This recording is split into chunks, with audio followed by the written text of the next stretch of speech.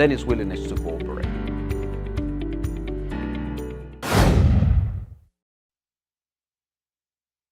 First question for you, and by that saying, there will be many questions to you. If you have to think of what you are, what is that? Think about what you are. And when you think about what you are, think about what makes you that. What makes you what you are? Some people say, I am an engineer, or I am a dancer. What makes you an engineer? What makes you a dancer? What makes you a professor? What is that makes us? And keep that thought in mind, and I want to go to these pictures. In business organization, once a day or twice a day or several times a week or in several times a month, we are in his shoes. Now this picture, and we are actually saying these words, whatever words you want to put in here. So, and this picture is not representing a happy person. It's representing an angry person, confused, overstressed, and so on and so forth. It represents an emotional state that takes our attention from work and put our attention on the pain of that moment, on that emotional state. Because of that emotional disbalance, unbalanced, then we are prone to make mistakes. Now, the idea of today is to bring a topic into business organizations. So remember that it sounds like a cliche, but most of our life, working life, is in our business organizations. From the time we leave home, we are already working, to the time we arrive. That's more than 8 hours, actually. So we are out all the time. So this emotional state really matters a lot. Now, for me, the key point of studying emotional states at work is to understand what causes human error at work, because human error at work costs business organizations a lot of money that we can use to support cases like Sarah's case. But we don't see that money, we don't talk about money because we don't talk about emotions at work.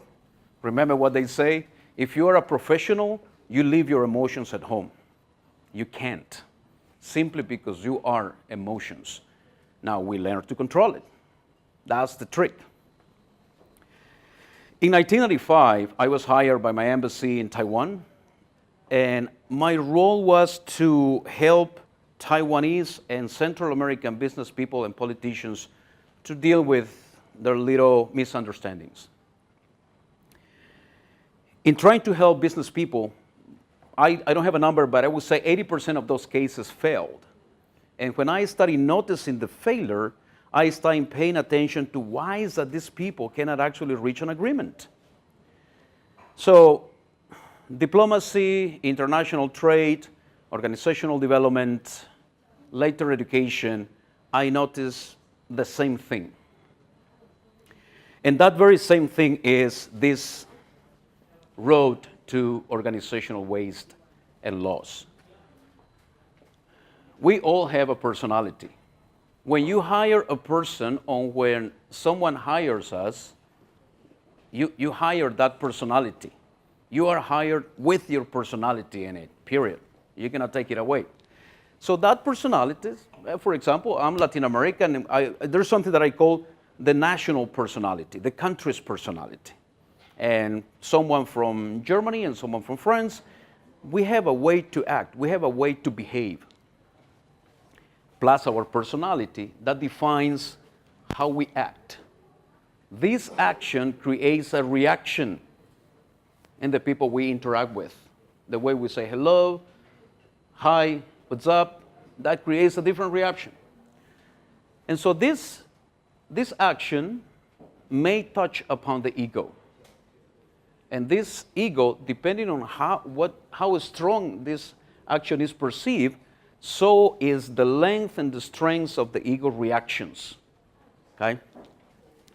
So we create a reaction in here that put us into certain emotional state. Now, an early note on the ego is we can use the ego to steer positive emotional state. So this is the reaction. This reaction, this emotional state, If it is negative, creates error and creates lack of cooperation. There is no way that we can actually complete our tasks, a business organization, if we have no cooperation. So if the pipeline, the idea, final product, you're somewhere in there. The steps before your step is your raw material for performance. Your performance is the raw material for the performance of the other steps. So there is the necessity of cooperation in business organization. If I am angry or resented to someone, this cooperation gets lower. That means you don't receive information, you don't receive help. There are many things that happen when there is no cooperation. There is error and there is loss. Now, remember the first question, what are you? What are you? Huh? Okay, so, well, there is a power in being a human being, huh? What are you? A salesman. So remember that when you answer the question, what are you? This is your identity. You identify to that thing. You identify to that thing because it is powerful. This is your strength. Your ego is you, the best you as you perceive yourself.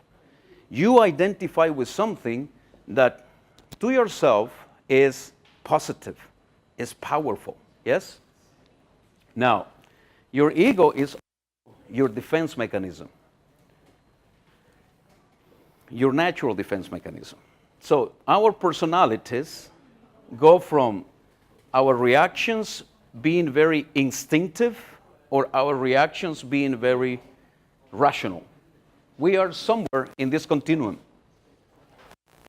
Depending on how we perceive a threat from someone who talks to us or interacts with us, put your mind at work. Put your mind at work, okay?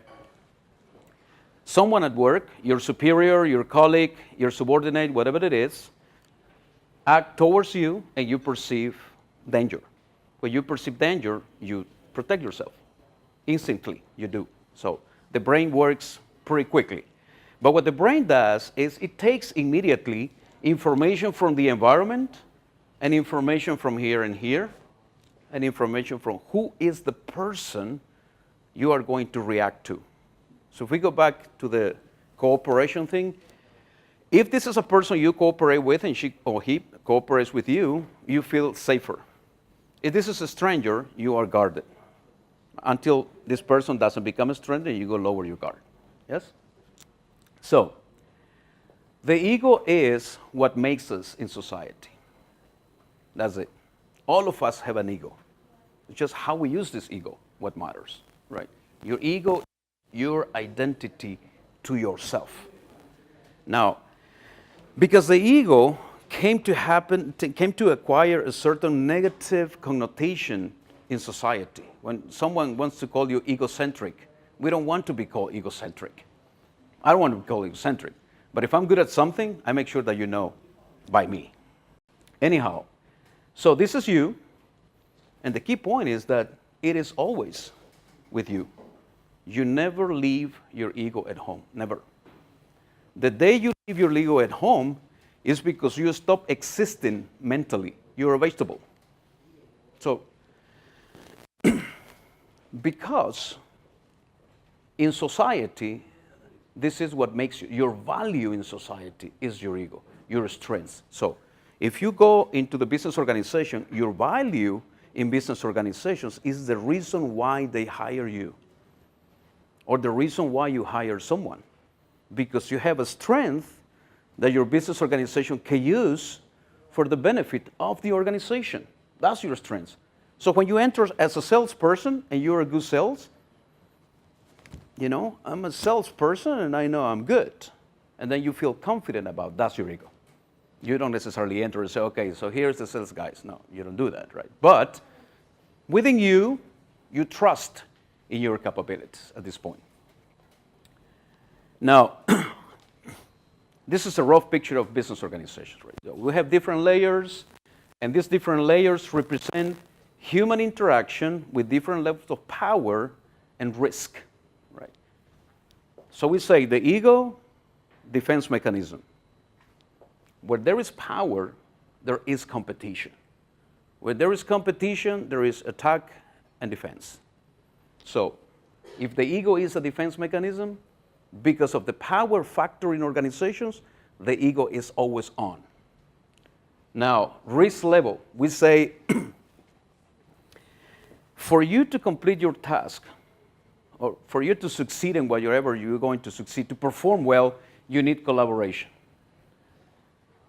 Because your performance depends on the performance of other people, there is a risk that your performance will be low because your raw material is low and you have no control about it. Imagine that you are the business owner. You really don't know what's going on here. The only thing that you know is what he says. No. The only thing that you know is what he says, that he says, that he says about what's going on here. If this relationship, if there is an ego battle in here, make sure that the information that reaches the top is not accurate. It is already tinted with the ego anger, with the pusufu of the ego attack. Okay? So, 20 years, 1995, 2015, when I started writing my book, and I did a lot of research and a lot of experience also. I don't like to be touched where they don't have to. So my ego reactions, I have studied it a lot.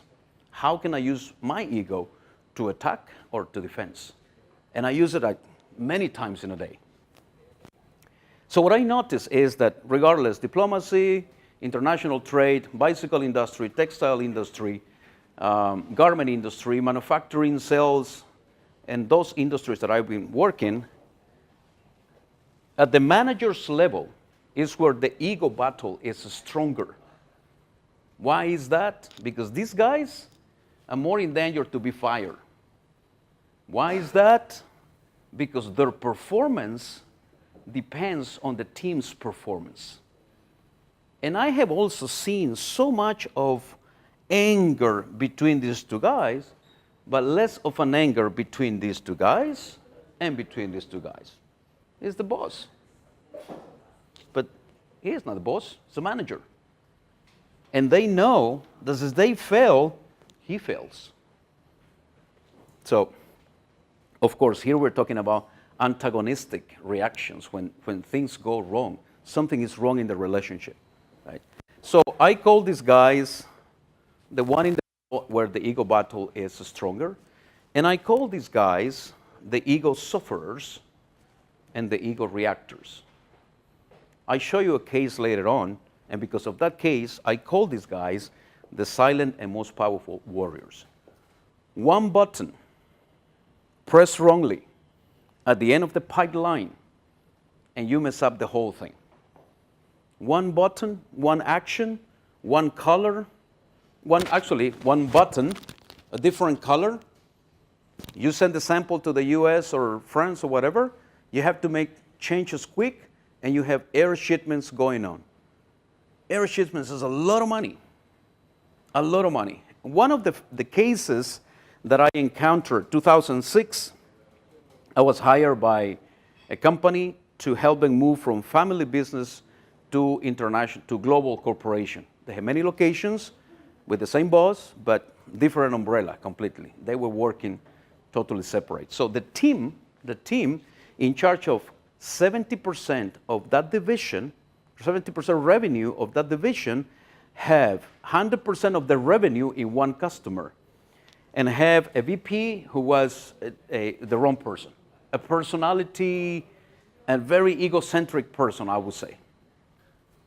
So what happens is that there was a war here. There was an incredibly war here. Suicidal thoughts, anger, yelling at each other in public. It was a total disaster. These guys were sending weekly a lot of air shipments to Walmart. Imagine the amount of T-shirts that got to Walmart from one single supplier.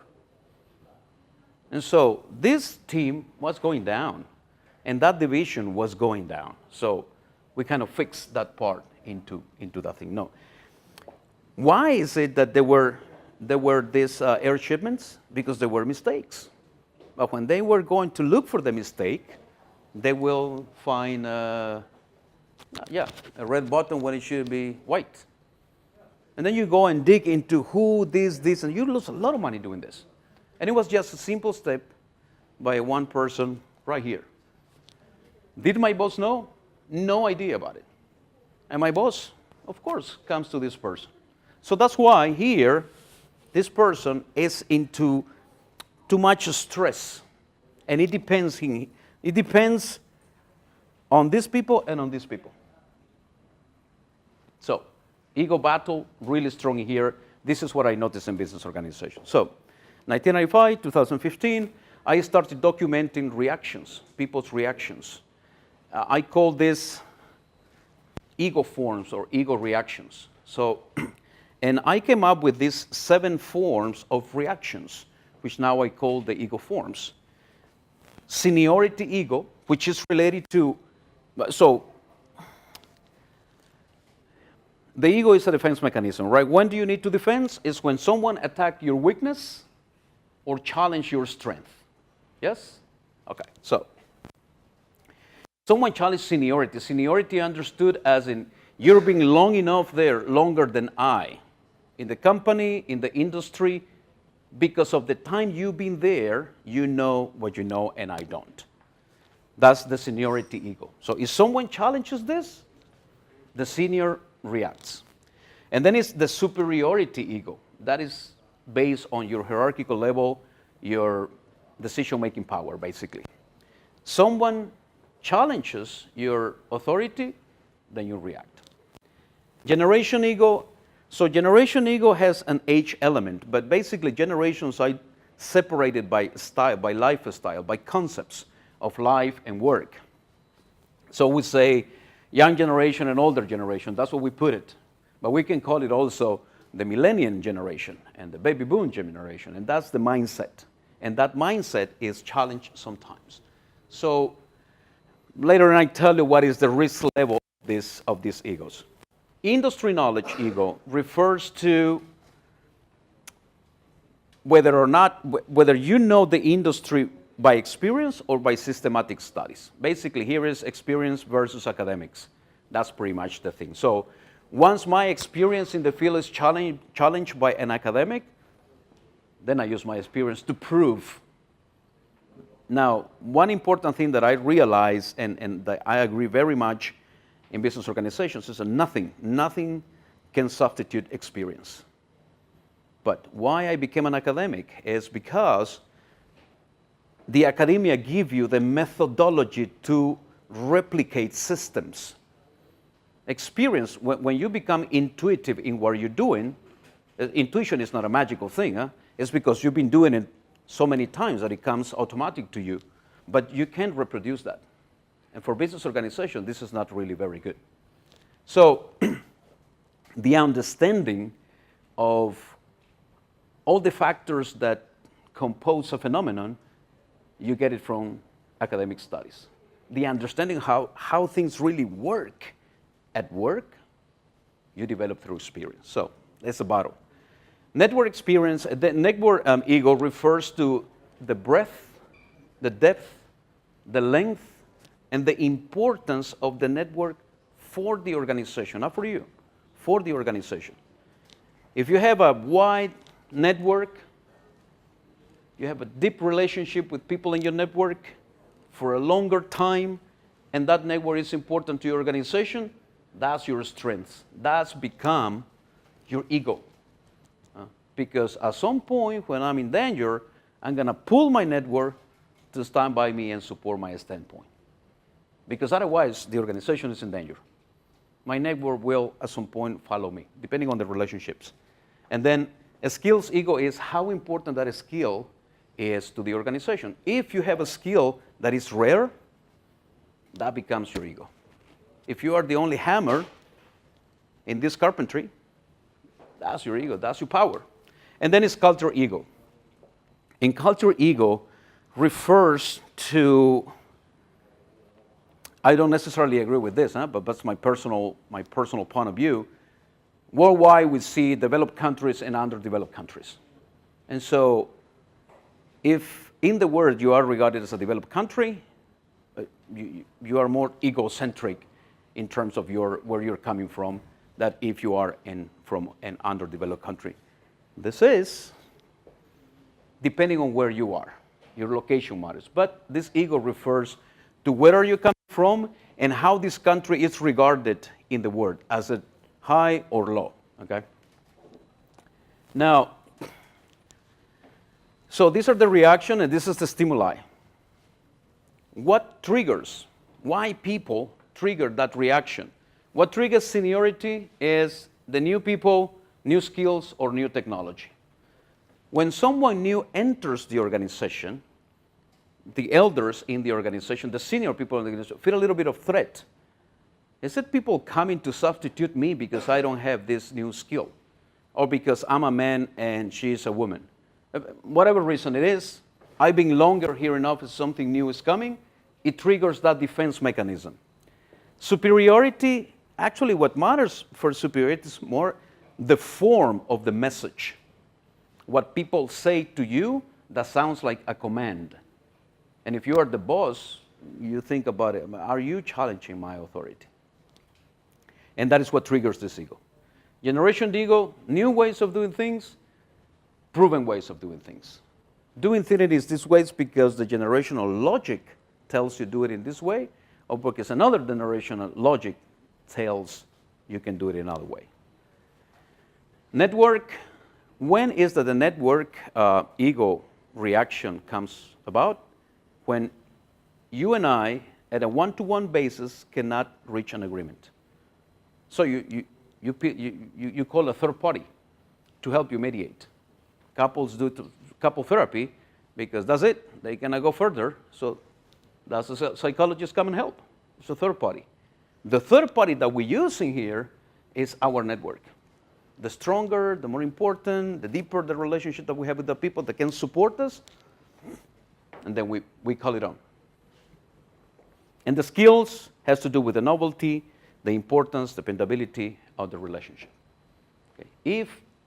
I'm a good hammer, but for me to be able to hammer and build a chair, I need the wood. So I depend on that guy. If I depend on this guy, that ego is higher than my ego, because my skills is what matters for you to be able to show off your capabilities with this specific skill. And the culture ego, which is triggered by anything that you say to anyone from anywhere in the world based on stereotypes. Acting upon stereotypes, I realized, is suicidal. Simply you say something because, allow me the joke, my friend, he comes from Mexico, and you meet, but he doesn't like tacos. He comes from Mexico and say, oh, mucho gusto, I like taquitos. That's it. No relationship. This is a very simple thing, huh? But sometimes people take stereotypes to the deeper level and makes comments that really hurt. Now, what I realize is that this ego pain lasts almost forever. You kind of put it aside, but you still see it, while the others, maybe you forget. So I came up with a risk level of each ego. And I would say that seniority and superiority ego are of low risk. They are of low risk because you can use organizational means to solve it. You can use your boss, the standards, the regulations, and so on and so forth. And so, solved. Generation, depending on personality, really. But I noticed that most younger generations have already a level of higher respect to older generations. So there is not much of a problem in here, unless you have someone who is very egocentric, and then it may cause a problem. Industry knowledge, networking skills are, I consider it of high risk. That means we should avoid any, but we should avoid this more than this. And why is a high risk? It's because the reaction depends on the person exclusively. You have the knowledge, you have the network, you have the skills, not the organization. So the reaction, how powerful you become when you use this ego reaction is up to you. And that's why it becomes more dangerous. Because regardless of what your boss say, still the reaction is yours. And then it's a cultural ego, which I call it a critical level.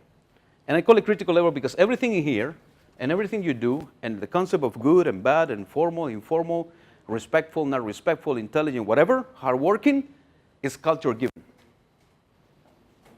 Chinese people think time differently than El Salvador. I'm coming from El Salvador. But we can work together as long as we don't ignite this thing. German, French, Italians, we see things differently. So if we don't have a culture, we're human beings. Rather than that, we become Chinese and Japanese and USAians and El Salvadorians and so on and so forth. So culture is so critical because of that. And it's so critical because culture creates our values. And values have very little room for negotiation. That's what makes you as a person from a country or a culture.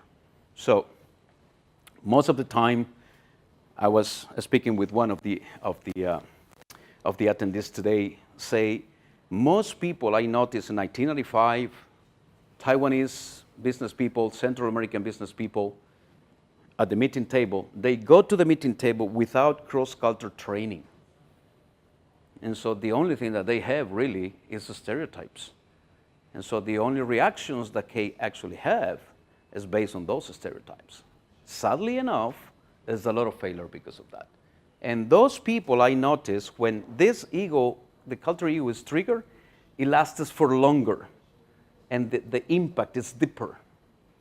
And again, you may not say anything by years, but you put it in there. And at some point, when there is a moment to move further or forward, you stop because you remember that. Now, this is the secret to business organizations. Remember the question, right? So what makes you? I'll launch the question again. If someone can share, what is your strength in your business organization? What is it? What makes you necessary for this company? The what?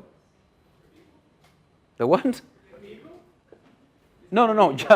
Yeah. No, your ego doesn't make you necessarily important for the business. But what makes you important for your business organization makes your ego, right? So, what makes you important for your business organization? What makes you important for your business organization? What makes me important? Yeah. What are you? What are you? I'm an architect. I'm a designer. As an architect and a designer, right? So, what is your identity? My identity? Yeah, are you an architect or a designer? Do you identify as an architect or as a designer? As a designer, okay. So, Manuel is still a very good friend of mine. Good photographer, by the way. I'm massaging his ego right now. So we say ego is what makes us, our identity, right? As we see as others, the best of us. In business organizations, if we want to trigger that cooperation that lessens human error and smooths process, we need to trigger positive reaction. I call it the ego massage. You know a massage place? How many of you have been to a massage place or have not been to a massage place? You've not been to a massage place? You gotta go. So you lie down on the bed, right? And the masseuse presses. So the muscle is the strongest part of your body that allows you movement. They pull and push, right? The bones don't do that. It's the muscles. So the masseuse presses the strongest part, and it feels good. It does. You surrender in that bed. You surrender. The masseuse does anything she wants to you, and you thank her for this. The same thing goes with your psychological power. So, if I identify that Manuel works for my firm and he is a great designer, I massage that power. I say, Manuel, great design, buddy. And you know what? I'm good, he says to himself and to other people.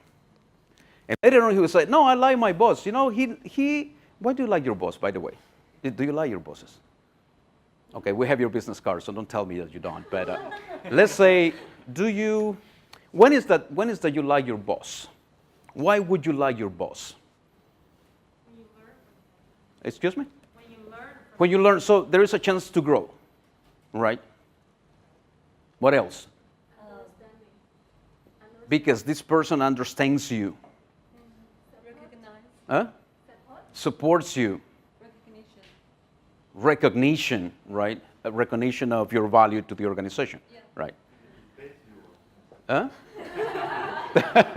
Because it pays you, yeah. But I mean, a lot of people leave their jobs good pays because the boss is a bad word kind of guy, right? I was last night speaking to Liazat and about her boss, and she said, you know, I really like my boss. And I said, why do you like your boss?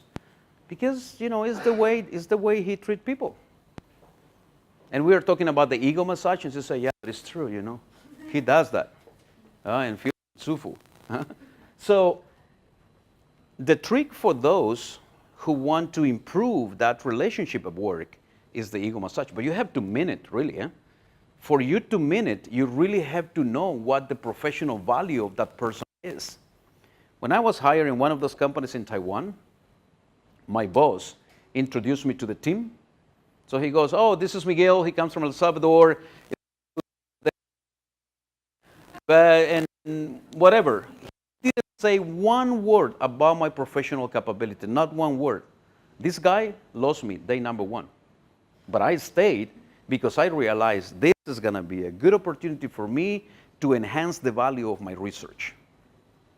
How am I going to be dealing with this right now?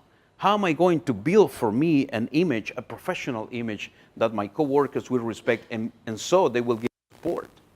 So when I grab the microphone, I kind of continues his sentence and say, and I have some professional skills that may be suitable for this position. But he didn't. So if Manuel is a great designer, and I say, hey, I like your shoes, and then congratulations to Manuel because for the whole year, the shoes very shiny. What is that? It's not a social thing. There is a sociability at work, of course, but that's not what makes him great in my business organization. And his value, the shoes, he will become the joke of everybody in the company.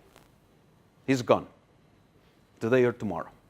So we create this positive reaction, and that positive reaction creates a positive emotional state. And that positive emotional state creates willingness to listen.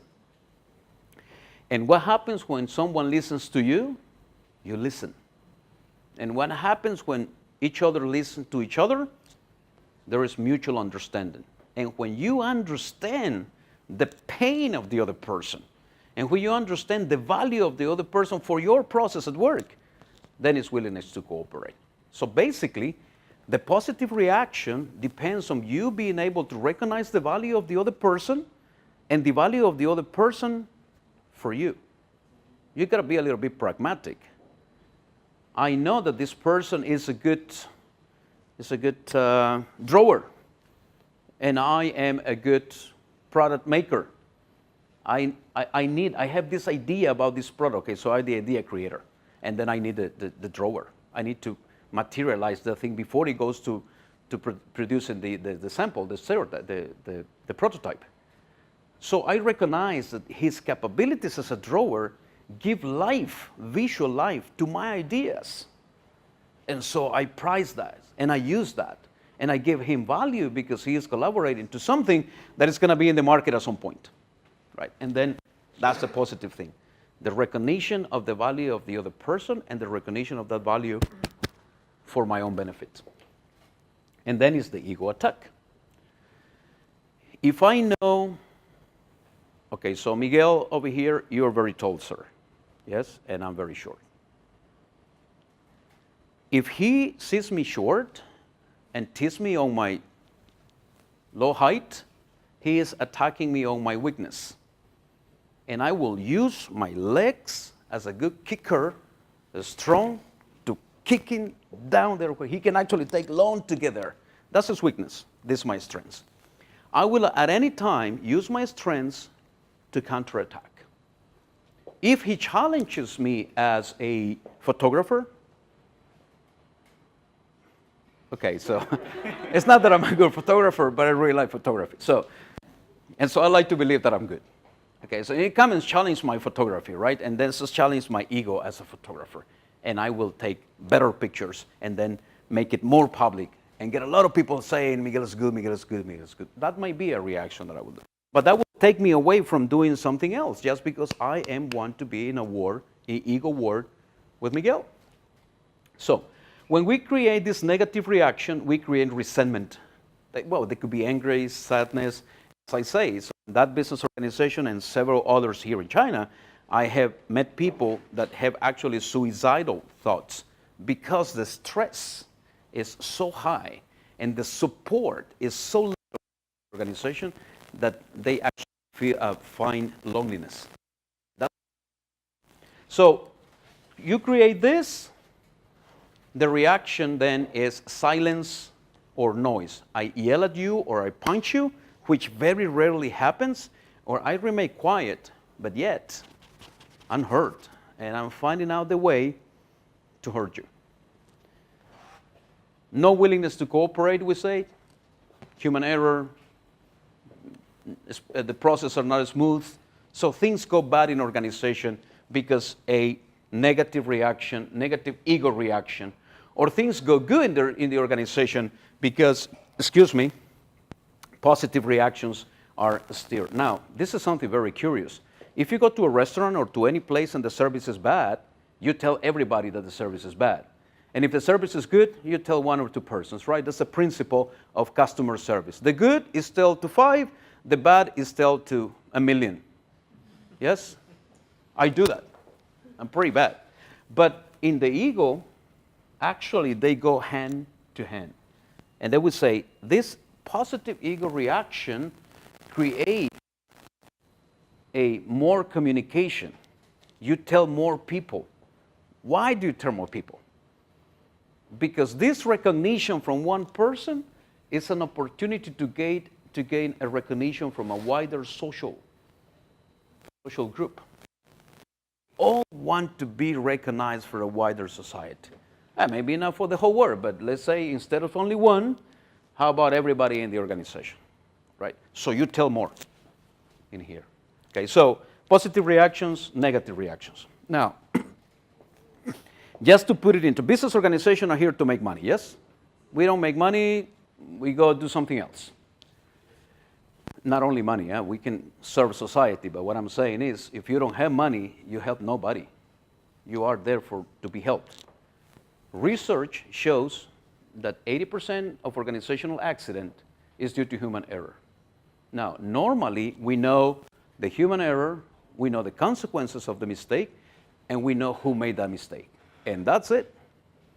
Now, what I propose is that we go further into finding out what was the mental and emotional state the person who made that mistake. And even further, what causes that state? Was it because this person was touched on his or her ego? Maybe. But again, so it's difficult because people don't report on the things because you're not supposed to talk about these things at work. Yet, it's an omnipresent kind of thing. It's you. So what this will allow is to create action plans that will take under consideration. So what we want to do is to lower the root cause of human error by lowering the negative emotional states at work. That's the idea. Now, just to put it more into context, this is this year, March this year, Amazon Web Service, 4 hours outage caused by one person who keyed in the wrong code. 4 hours cost in total $310 million. Now here's a question, random question. What could you do with this money? What would you do? What would you do with $310 million? You don't even have an idea. But let's say, what would you do? A private jet. A private jet. Hey, okay, why not? Then I can give ride to some other people to different places in the world that you contribute to society. What else can you do with $310 million?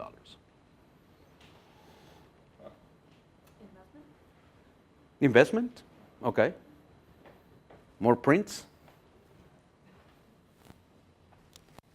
I tell you what I will do.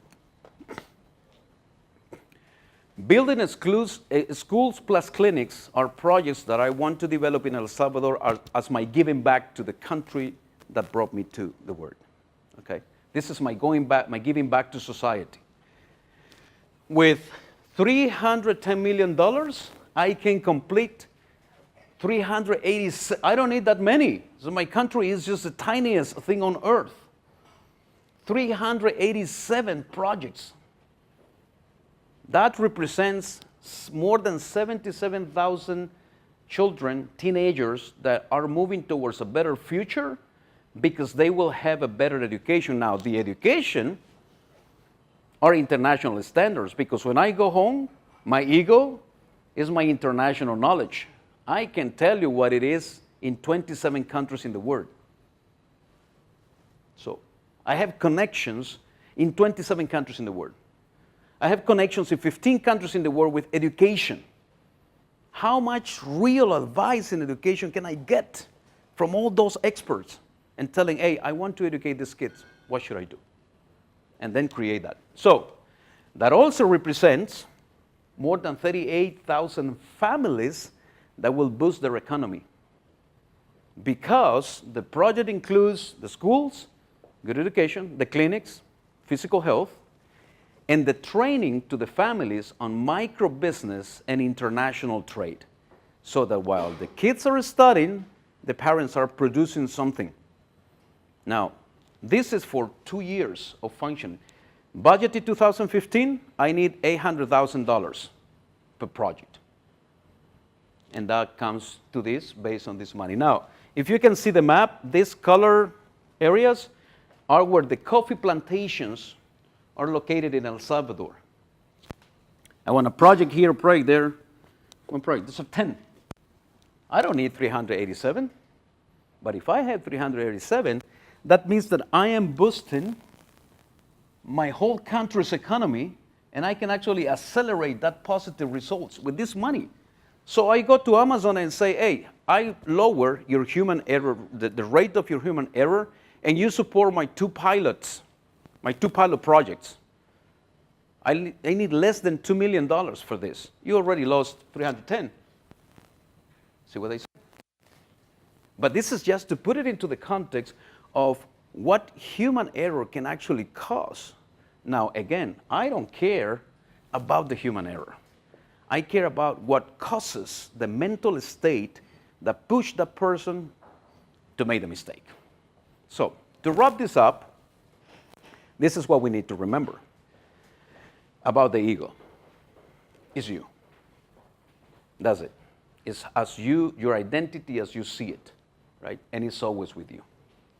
We don't speak about it because socially it has a negative connotation. It's not negative. If you think that it's negative for yourself to be a good designer, come to my clinic, we got to talk. Right? It's not, it's good. That's what makes you. Okay, don't make it public by yourself, but make sure that you know it. It's a defense mechanism. And in business organizations, we are always under stress. We are always in relationships that represent power or risk. So we are always defending until the more familiar we get with people and the processes in the company and the industry and so on and so forth, the more certain we are what to do, and then we lower the ego reactions. And then remember that the ego is relation. If you live in isolation, you don't need it. But once there is one more person with you, ego comes up. Okay, so it's a defense mechanism that ensures your social survival. Okay, so personality, said, affects the length and the strength of the perception of threat and the ego reaction. When Mona talks to me, Mona is a very good salsa dancer, by the way. So, massaging a little bit ego here, but when Mona says to me, hey, let's practice salsa, I got a little bit nervous. So I feel that the threat is good. Is she really wanted to practice or just want to prove that I don't know how to dance? That's my perception. Yeah. The way that I perceive the threat will, determine my reaction. Also, if this is work and it's social, the reaction is different. So the context matters. Now, positive ego reactions when we recognize the strengths for other people for what they do, and negative ego reactions when we press upon the weakness of a person or challenge the strengths, pretty much. And in one slide, if you bring it back home or to your companies, you can actually start. And this I can assure you. Think about what is the person you have more problem with at work. Oh, forget about it. What is the person that you feel a little bit uncomfortable with or that you feel hurt by at work? You don't need to say who the person is, but think about it. And then try to do the exercise. What is the value of this person? And then think about what is the value of this person for my performance. And then you go back to work tomorrow, and now that you already recognize what the value is, you say something like, good sales. That's it. I mean, you don't need to, you need to overdo it. And you don't need to fake it. Really, you need to recognize that value. And when you do that, you will see an almost automatic positive reaction towards how easier your life is at work, just by doing it once. And then you do the same exercise. If you are a manager or if you are a leader, get your teams. Get your teams and imagine that this is the team. Everybody, tell me what is the potential of everybody. That understanding of that recognition will put the other person at ease with you. And then tell the other person, say, this is exercises that I actually put in the classroom of my EMBA classes in Chiao University. It's to say, what is the value? What is his value? And then, what is his value to you? Not what is his value, but why is he valuable to you? See if this actually happens. Don't try with the whole organization because it's more difficult, but try with a person with you have less rapport because something happened at some point, especially because something happened at some point. And then you can actually see how things go better. Okay, so to finish, so in my book, I go deep into every ego. I go deep into what triggers it, what to do, and stuff like this. But when I put all this advice, ego per ego, I came up with 6 principles that will help you to prevent or ameliorate the negative ego reaction. And specific in public about the value of a new hire or a value of a person. The public thing, again, is because the wider the society that recognizes or know our value, not because I say it, because if I say it, I'm egocentric. But if someone else says to many of them, that's a value. Okay, so be public. Complementary value of the new person. So when you say that he is a good drawer, my boss say he is a good drawer and is a very complementary force to the great ideas, Miguel's greatest ideas. Massage my ego, massage his ego, and put us in a good relationship. This guy is not coming to substitute me. He's coming to help me. So it lowers the guard. A specific and sufficient time. What happens when you have nothing to do at work? You start looking into what can we change in here to make this environment better for me. So if you have a specific task and enough work to do, your mind is at work. It's not on finding out what to change. Professional qualities, as I put the example on Manuel. Don't prize people the best sales because the hairstyle is perfect. It doesn't matter. Do it when you are at the team working activities. Then you do it. Line of command. So this is your supervisor, this is your manager, and if you need me, you can look for me. But please make sure that you have already, talked to your supervisors. And in this case, you're telling these guys, don't mess up with this person. This person can come to me. But you also give the value to the managers and say, these are the guys who have to help you. So this is a system, and this comes from the system that I applied in this organization where I helped them to move from family business to global organization. So we're talking about many different locations. It took us 5 years to complete this thing, but so far so good. And then work allowed people to work from different departments. So we're saying, whatever is foreign to you is uncertain, is a threat. And so you kind of are in a defensive position. But if you work from marketing department today, from sales department tomorrow, for accounting department the other day, whenever possible, this is not always possible, but whenever possible, what it does, it allows people in that department to know you personally, physically, and also you got the chance to know people from there and to be aware of how the processes go, the day-to-day, how is working there, what's the environment. And that builds rapport at some point. Some people won't like it, but some people will. And that gives you a better understanding of how you influence the other people and how the other people influence you. So basically, what my predicament on this whole thing is, so we say business organization, we worry about the failure of an organization, right? So to lower this, I believe that we need to understand the social psychological causes of that human error. And if we don't understand this, even though technologies, new applications, ERP systems, name it, how much money do organizations spend in technology, AI? Human error continues to be cause number one of organizational loss. Reason being, that's what I think, we don't understand this, or we don't want to touch upon this. It's complicated.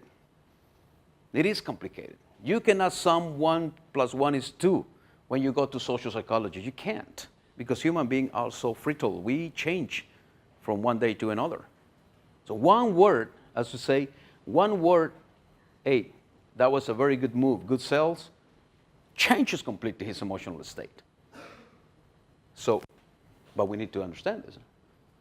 And if we use it properly, then we can actually lower the rate of organizational failure. So perhaps the invitation for you is to dig into this part, right? To recommend you a book if you like reading, games people play.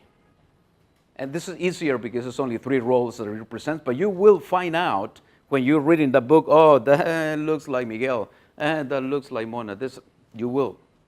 And they will give you a little bit of understanding of how we protect ourselves. It's a different kind of protection screen at the point, certain roles. In here is the ego forms. That's what I am proposing. So that's pretty much on my side. And I know this is a very concise thing. Could be a little bit boring, could be a little bit serious, but I think it's critical because enough is enough. We need to find a way to solve it.